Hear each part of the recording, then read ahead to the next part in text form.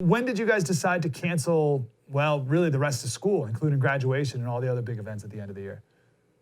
Well, it happened kind of in a routine. When we first came down, we were in spring break when it all happened.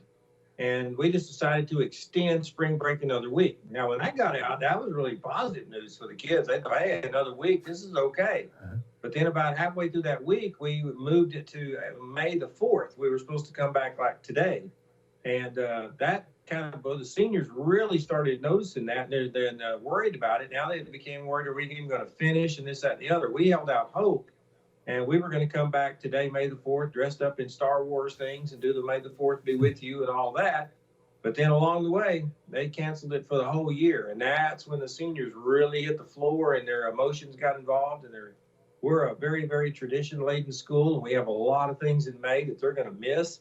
Prom, our senior walk, which is a major issue for our school, and things of that nature. And of course, they were popping graduation in there. We think we're going to be able to have some form of graduation program.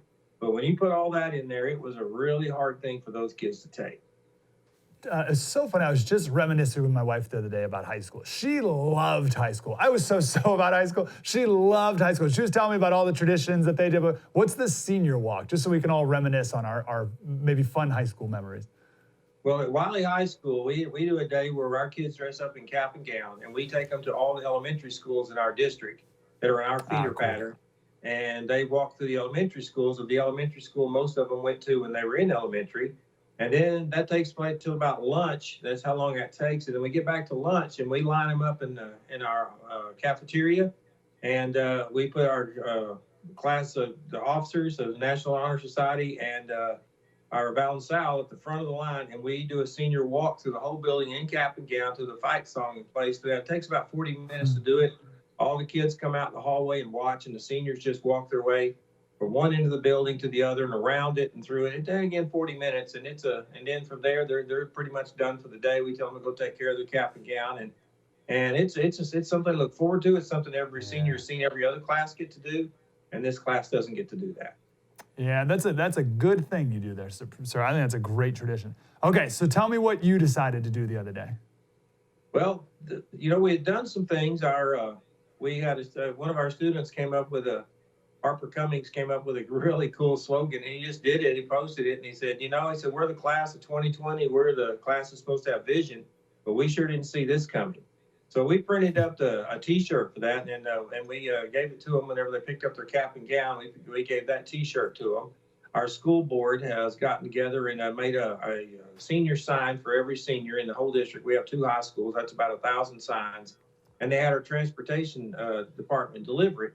So we were doing some things, but on a personal level, and I told the kids right off, this is really not for you. This is for me. I mean, I want to call a senior meeting. I want to talk to you guys about graduation. I want to talk to you about all those things we normally do and just say things to you here at the end of the year.